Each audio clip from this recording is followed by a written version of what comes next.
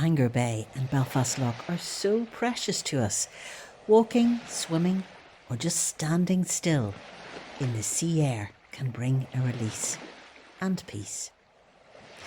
In this bonus episode, Bangor man Brian Meharg reflects on the times when he has helped people remember, from last goodbyes to national occasions.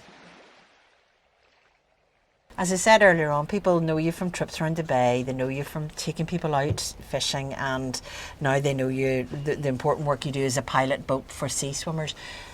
But you do other things as well, Brian, that people might not realise. I do lots of scattering of ashes, and I'm very privileged that people would ask me to do that.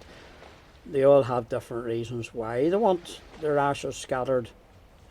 There was one man, and I was very privileged over this quite a long time ago, and he was in Canada, and he wanted his ashes scattered 4 miles east of Whitehead.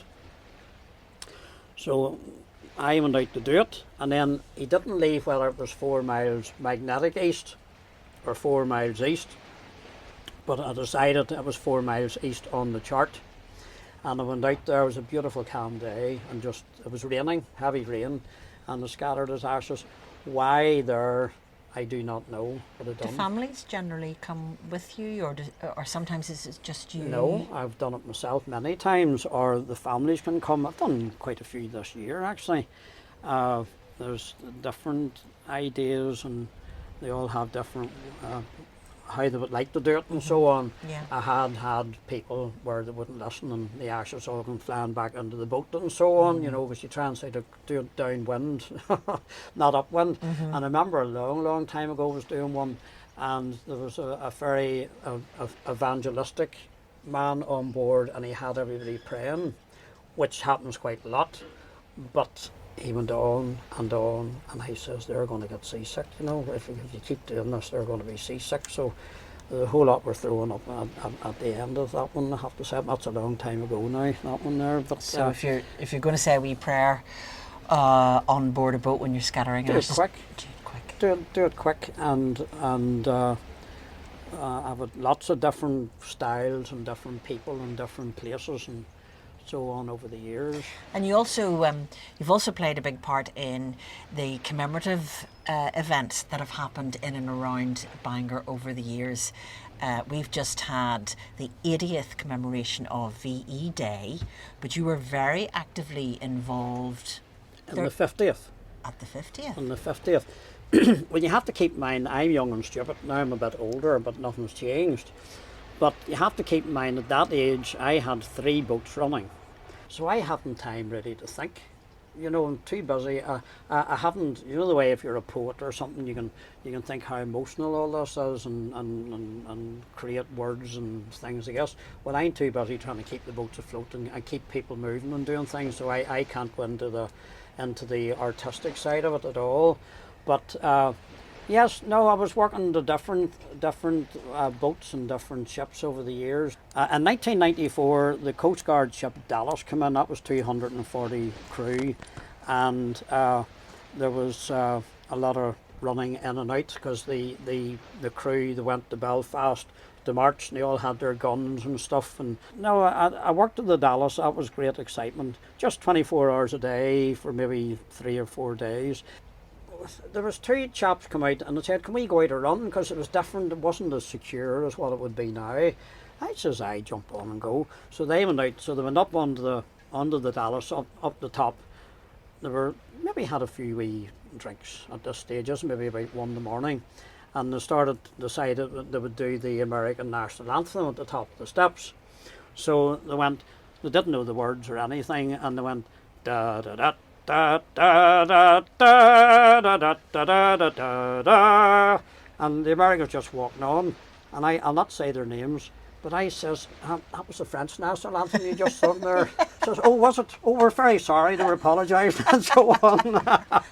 You had a big, the job of fixing and lighting a beacon in Bangor Bay. That was brilliant. 30 years ago, isn't that right? Yes. There was only 3, but not my problem was I've enjoyed life too much, you know. So we've done the Dallas, we've done that there. So the following year, 1895. Uh-huh. And the British sent a small warship, the Sandown it was called, to take its place for the last day. And Her Majesty had decided it was going to be 4 beacons. And again, I'm too young to appreciate how important this is, because I was taking out like old veterans and all. And you know, and one gave me a beautiful badge which I really treasure, and it's got a shield on it, and it's got an anchor. It's one of the naval badges, and he says, now this anchor is here to protect you, and this shield is to protect you and keep you. And I said, oh yeah, thanks very much, blah blah blah. But it's years later when I realised what he had said and done, because I was too young and too busy. But going back to the Sandown, we'll get to the beacon in a minute. Adrian McDowell, Former town clerk. was, yes, and Adrian. So the captain of the Sandown and me were good friends. A very small boat now, and he said, "Can you do us a favour?" And I says, "What?" He says, "Can you tell the councillors not to come? I meant to take them out tonight, but it's northeasterly, about 4 or 5, and this boat rolls like a pig. It's a wee light boat. It's fiberglass. It's a minesweeper. Could you encourage them not to come? Because I can't do that." So I phoned up Adrian McDowell. And I says, "Adrian, we have a problem. The problem is he doesn't want you out because it's too rough, and he doesn't want to say it because it would be very impolite. So will I leave it with you?" But Adrian didn't come himself, and a whole lot didn't go, but they did send some. And then the boat's quite rough. We got out. It's not dangerous. It was too dangerous to just say no. So anyway, I'd come back to pick them off, take them off the ship, and by that time my boat's bouncing up and down quite a bit. And the captain come up with the brainwave of put them into a harness and then lower them down onto my boat. Now I will not mention names here, but one of the ones was a councillor. He was the first one off. He was quite young, and he was hanging over the side, and the harness had him all strapped up where all you could see was the top of his head really, and he wore glasses, he wasn't a bit well, and the next thing he started being sick over the top of us. Oh, now, no. my crew would need to be issued really with umbrellas at this stage because he was above us being sick. So I looked at the captain who was up here on the bridge, and he goes, "Oh dear," and I guess to me, and he just stood back. He went into hiding. But there was a few ratings starting here, you know, because it's a small ship. There's only half a dozen of them. And then there, you could see in their eyes, they're looking at me and I'm looking at them and so on. So we got him down and we brought him back. Now we'll go to the beacon. Okay. Right. Her Majesty chose 4 places to celebrate the big one. That's 1995, the end of the war. So she done the first one in Windsor. She lit that herself. The second one was in Snowdon, in the top of the mountain. The third one was a float in Bangor Bay, which I built, and I went to Ballyblack to get a lovely champagne frame made with the wood, and it was just sitting out in the bay at anchor. And the final one was in Edinburgh, and then I was and the BBC put a big massive crane up over around the Picky with the bandstand. Actually it was a ladies swimming pool, which is now Skipping Stone Beach. There was a lady on board was talking directly to the BBC in London and the earpiece, and just saying, "Her Majesty's lit." We had it timed how long it would take because we'd done it the day before, and she says, "Right, light the beacon because we're going to be live in 3 minutes or something."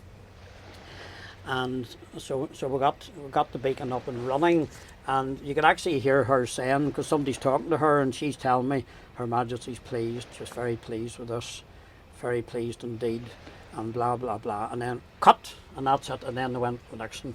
But it was great doing it, and again, you're too young to realise how important that was, but it was great. I loved it. My thanks once again to Brian Meharg of the Bangor Boat for his time. I hope you enjoyed this and that you might like, share and subscribe wherever you get your podcasts. I love to see comments too, so don't be shy. Perhaps you have the next Little Bangor story. Until the next time.